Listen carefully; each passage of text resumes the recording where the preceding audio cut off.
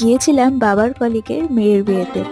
বাবারও বন্ধু, তাই সেই সূত্রে তার মেয়েও কিন্তু আমার বন্ধু।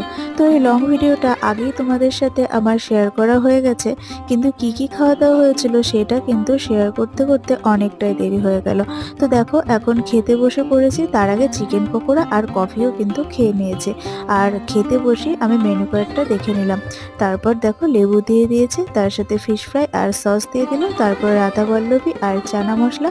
আর জানো তো এই একটা রাধা পল্লবী খেয়েই না আমার পেটটা অনেকটাই ভরে গিয়েছিল। তারপরে আসলো সাদা ভাত আর ভেজ ডাল, আর সেটাকে লেবু দিয়ে চটকে ভালো করে তৃপ্তি করে খেয়ে নিলাম। তারপর এলো কাতলা কালিয়া, কিন্তু সেটা আমার পেটে যাওয়ার জন্য আর জায়গা ছিল না। ওই যে বললাম আগেই একটা রাধা পল্লবী খেয়ে পেটটা ভরে গেছে। তারপর ফ্রাইড রাইস আর মাটন কষা, তারপরে আসলো আমার প্রিয় জিনিস চাটনি আর পাঁপড়। তারপরে ছিল রসগোল্লার সন্দেশ, তো রসগোল্লাটা নিয়ে নিই, আর শেষে আইসক্রিম।